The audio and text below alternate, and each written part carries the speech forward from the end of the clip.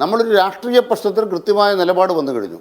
ആ രാഷ്ട്രീയ പ്രശ്നത്തിൽ വിമാനത്താവളത്തിലെ കള്ളക്കടത്തുമായി ബന്ധപ്പെട്ടും അത് കേരള പോലീസ് പിടിക്കുന്നതുമായി ബന്ധപ്പെട്ടുമുള്ള തർക്കം അൻവർ ഉന്നയിച്ചപ്പോൾ അതിന് മുഖ്യമന്ത്രി മറുപടി പറഞ്ഞതിനപ്പുറത്തും ഇപ്പുറത്തും ഒരു കാര്യം അതിലില്ല. ഇതാണ് ഒന്നാമത്തെ കാര്യം. രണ്ട്, മലപ്പുറവുമായി ബന്ധപ്പെട്ടോ അവിടുത്തെ ഏതെങ്കിലും സമുദായങ്ങളുമായി ബന്ധപ്പെട്ടോ ഒരു പരാമർശവും മുഖ്യമന്ത്രി നടത്തിയിട്ടില്ല.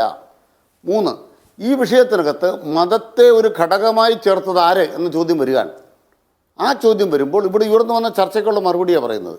മതത്തെ ഘടകമായി ചേർത്തത് ഇടതുപക്ഷമല്ല, 5 നേരം നിസ്കരിക്കുന്ന ഒരാളായതുകൊണ്ടാണ് എന്നെ ഇക്കാര്യത്തിൽ തള്ളിപ്പറയുന്നത് എന്ന് ബഹുമാനപ്പെട്ട അൻവർ പറയുമ്പോൾ മതത്തെ ആരാ അതിൽ ചേർത്തത്? രണ്ടാമത്തെ പ്രധാനപ്പെട്ട കാര്യം, അദ്ദേഹത്തിന് ചിരപരിചിതനായിട്ടുള്ള പാർട്ടിയുടെ മലപ്പുറം സെക്രട്ടറി RSSകാരനാണ് എന്ന് പറയുന്നതോടുകൂടി അദ്ദേഹം ഇത് നിലപാടിലേക്കാണ് പോകുന്നത്. ഈ മലപ്പുറം പാർട്ടി സെക്രട്ടറിയുടെ RSS നിലപാട് കൊണ്ട് എന്നെ മറ്റൊരു മതത്തിൻ്റെ ആളായി ചിത്രീകരിക്കാൻ ശ്രമിക്കുന്നു എന്ന ആഖ്യാനമുണ്ടായപ്പോൾ മറുപടി പറഞ്ഞിട്ടുണ്ട്. അതിനപ്പുറത്ത് ഞങ്ങൾ നിലപാടില്ല. അവിടെയാണ് CPI ഉറച്ചു പറയുന്നത്. ഞങ്ങൾ എപ്പോഴും പറയാൻ ആഗ്രഹിക്കുന്നത്, ബഹുമാനപ്പെട്ട MLA എന്ന നിലയ്ക്ക് അൻവർ ഉന്നയിച്ച ഏതൊരു വിഷയവും ആ വിഷയത്തിനകത്ത് പരിശോധനകൾ ഉണ്ടായി. ശരി, ആ പരിശോധനകൾ പലവട്ടം വിശദീകരിച്ചാണ്. എന്റെ ക്വസ്റ്റൻ അതല്ല. മുഖ്യമന്ത്രി പറയാത്തൊരു കാര്യം ഒരു പത്രത്തെ തെറ്റിദ്ധരിപ്പിച്ച, നിങ്ങൾ പറയുന്നു മുഖ്യമന്ത്രിക്ക് അങ്ങനെ ഒരു PR ഏജൻസി ഇല്ല എന്ന്. മുഖ്യമന്ത്രി അതാണ് പറയുന്നത്. ഞങ്ങൾ PR ഏജൻസി ആണെന്ന് തെറ്റിദ്ധരിപ്പിച്ച് അവരെ അഭിമുഖത്തിന് കൊണ്ടുവരിക. അഭിമുഖം നടക്കുമ്പോൾ മുഖ്യമന്ത്രിക്ക് പോലും അറിയാത്ത 2 പേർ മുഖ്യമന്ത്രിയോടൊപ്പം നിൽക്കുക. മുഖ്യമന്ത്രി പറയാത്ത കാര്യം എഴുതി തയ്യാറാക്കി പത്രത്തിന് കൊടുത്ത് പ്രസിദ്ധീകരിക്കുക. അതിപ്പോൾ ഇത് നോർത്ത് ഇന്ത്യയിൽ പലയിടത്തും കിടന്ന് കറങ്ങുന്നുണ്ടാവും. മുഖ്യമന്ത്രി പറഞ്ഞ കാര്യം ഇതിന് ഗുണഭോക്താവ് ആരാണെന്ന് അനിൽകുമാറിനോട് ഞാൻ പറഞ്ഞു തരേണ്ടതല്ലോ. അങ്ങനെ ചെയ്ത ആ PR ഏജൻസിയെ കണ്ടെത്താനും അവർക്കെതിരെ കേസെടുക്കാനും ആഭ്യന്തരമന്ത്രി പിണറായി വിജയൻ തയ്യാറാവുമോ? ഇതുവരെ PR ഏജൻസിയെ കുറിച്ചൊന്നും മിണ്ടിയിട്ടില്ല. ദി ഹിന്ദു ആ വിശദീകരണം നടത്തിയിട്ട് 6 മണിക്കൂറായി. അതെ, ആ കാര്യത്തിലടക്കം ഹിന്ദു ദിനപത്രം കൊണ്ടുവന്ന വിശദീകരണത്തിലടക്കം പരിശോധന ഉണ്ടാവുമല്ലോ. അങ്ങനെയാണല്ലോ സർക്കാർ പ്രവർത്തിക്കുക. അവിടെ ഇന്നത്തെ നിലയ്ക്ക് നമ്മൾ പല ആളുകളും ഈ ചർച്ചകളിലെല്ലാം വല്ലാണ്ട് അത്ഭുതപ്പെടുകയും വല്ലാണ്ട് കോലാഹലം ഉണ്ടാക്കുകയും എന്തോ സ്ഫോടനം നടന്നു എന്നപോലെ പ്രവർത്തിക്കുകയാണ്.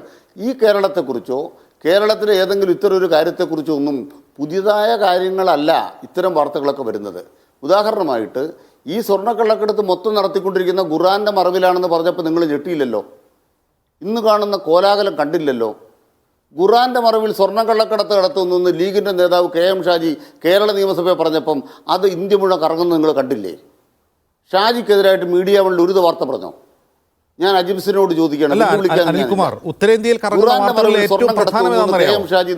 പറഞ്ഞത് KM ഷാജി അങ്ങനെ ആരോപണം ഉന്നയിച്ചിട്ടുണ്ട്. നിങ്ങൾ പ്രധാനമായിട്ട് ഞാൻ പറയുന്നതിന് ഉത്തരം പറയുന്നത് ഞാൻ അതിനാണ് ചോദിക്കുന്നത്. നിങ്ങൾ പറയുന്നത് ഉത്തരേന്ത്യയിൽ കറങ്ങുന്ന ഏറ്റവും പ്രധാനപ്പെട്ട, ഞാൻ പറയുന്നത് നിങ്ങൾ പിടിച്ചില്ല. ഒരു നിമിഷം, അതിലേക്കാണ് ഞാൻ വരുന്നത്. ഉത്തരേന്ത്യയിൽ കറങ്ങുന്ന ഏറ്റവും പ്രധാനപ്പെട്ട ചോദ്യം കേൾക്ക്. കേരളത്തിൽ ലവ് ജിഹാദ് നടക്കുന്നു എന്നതിനെ പിന്തുണയ്ക്കുന്ന VS അച്യുതാനന്ദന്റെ ഡയലോഗാണ് ഒന്ന്.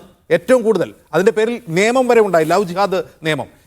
ഇന്നലെ ഈ ഹിന്ദുവിൽ വന്ന ഈ ആർട്ടിക്കിൾ അല്ലെങ്കിൽ ഈ ഇന്റർവ്യൂ ഇപ്പോൾ ഓൾറെഡി അത് കണ്ടന്റ് ക്രിയേഷൻ നടന്നു കഴിഞ്ഞു. ഇനി നിങ്ങളത് തള്ളി പറഞ്ഞത് ആരും അറിയാൻ പോകുന്നില്ല. ആ കണ്ടന്റ് ക്രിയേഷൻ നടന്നു കഴിഞ്ഞു. നിങ്ങൾക്ക് ആ PR ഏജൻസിയെ കുറിച്ച് അന്വേഷിക്കേണ്ട, അത് നമുക്ക് പരിശോധിക്കാൻ. നിങ്ങൾ അതിനെക്കുറിച്ച് ഒരു ആകാംക്ഷയില്ല അനിൽകുമാർ. നിങ്ങൾക്ക് ഇപ്പോഴും ആ PR ഏജൻസി ആരാണ്? മുഖ്യമന്ത്രിയോടൊപ്പം ഇരുന്ന 2 പേരാരാണ്? ആകാംക്ഷയുമില്ല. ദേശദ്രോഹ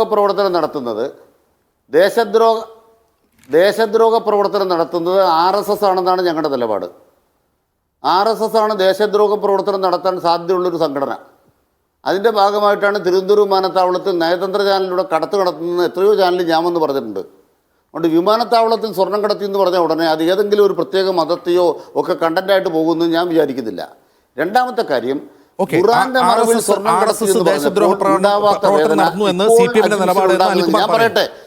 ഈ ശബ്ദം കേൾപ്പിക്കരുത്. അല്ല, RSS നിങ്ങൾ ഈ ശബ്ദം പറയാനുള്ള അവസരമുണ്ട് അനിൽകുമാർ. ദേശദ്രോഹ പ്രവർത്തനം നടത്തുന്നുണ്ടെങ്കിൽ RSS നടത്തിയ ഏതെങ്കിലും ദേശദ്രോഹ പ്രവർത്തനത്തിനെതിരെ ഒരു UAP കേരളത്തിൽ ചാർത്തിയിട്ടുണ്ടോ പിണറായി വിജയൻ സർക്കാർ?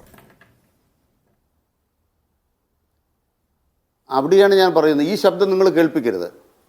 ഞാൻ പറയുന്നത്, ഖുർആന്റെ മറവിൽ സ്വർണം കടത്തിയെന്ന് ഒരു മന്ത്രിയെക്കുറിച്ച് ഇന്ത്യ രാജ്യത്തെ ഒരു മുസ്ലിം ലീഗ് എന്ന് പറയുന്ന പാർട്ടിയുടെ MLA പറഞ്ഞു. ആ MLA പറഞ്ഞതിനെതിരായി നിങ്ങൾ ഒരു ദിവസം ഒരു ചർച്ച നടത്തിയിട്ടുണ്ടോ? തീർച്ചയായിട്ടും ഞാൻ ചർച്ച ചെയ്തിട്ടുണ്ട്. ഇത് ഉന്നയിച്ച ലീഗുകാരോടും കോൺഗ്രസ്സുകാരോടും ഞാനൊന്ന് പറയട്ടെ. നിങ്ങളൊരിടത്ത് നടത്തിയിട്ടില്ല. നിങ്ങളെ ഞാൻ വെല്ലുവിളിക്കുകയാണ്. സ്വർണ്ണക്കടത്തിനെ കുറിച്ചാണ് ഏറ്റവും കൂടുതൽ ചർച്ച നടത്തിയത്. വേദപുസ്തകത്തെ ഈ ഖുർആനിൽ സ്വർണം കടത്തി എന്ന ആരോപണത്തെ കുറിച്ച് ആ ആരോപണം ഉന്നയിച്ച പാർട്ടിക്കാരോട് ഞാൻ തന്നെ ചോദ്യം ചോദിച്ചിട്ടുണ്ട്. നിങ്ങൾക്ക് എന്ത് തെളിവിന്റെ അടിസ്ഥാനത്തിലാണെന്ന് ഞാൻ ചോദിച്ചിട്ടുണ്ട്. മീഡിയ വൺ പറഞ്ഞിട്ടില്ല. കെ എം ഷാജിയെ ചോദ്യം ചെയ്തിട്ടില്ല. കെ എം ഷാജിക്കെതിരെ നിങ്ങളുടെ വാർത്തയില്ല.